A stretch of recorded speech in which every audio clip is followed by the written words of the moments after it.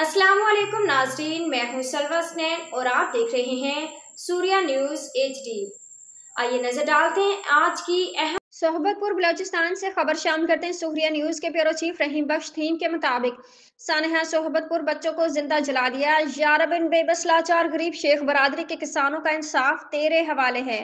दर्दनाक वाक़या पटफेडर के इलाके थाना RD 238 में रात के पेश है, जहां मुसल्ह अफराद मुकामी जिम्मेदार मीर दौरान खान खोसा के गरीब किसानों के घर पर हमलावर है। पहले फायरिंग करके 3 अफराद को मौत के घाट उतार दिया। इसी दौरान 4 बच्चों को जिंदा जला दिया गया।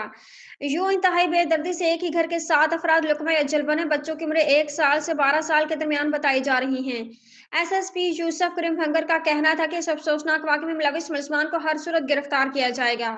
मजीद देखिए इस वीडियो में।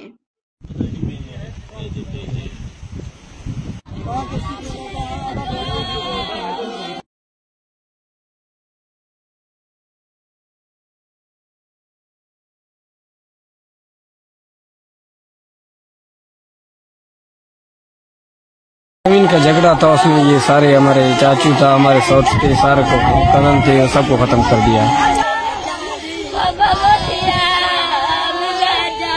आज एक ट्रेजिक इंसिडेंट हुआ है ये PS 238 RD में।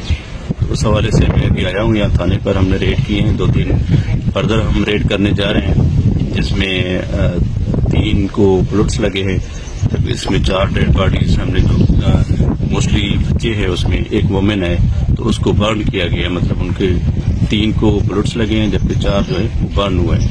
ये तो ओल्ड एक लैंड डिस्प्यूट एरिया वो है, तो काफी अरसे से 10-15 साल से बेसिकली ये लैंड डिस्प्यूट।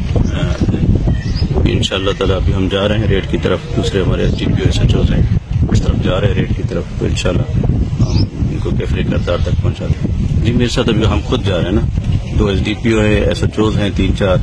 हमने 3-4 टीमें कंस्टिट्यूट की हैं, तो फर्दर हम जा रहे हैं रेड।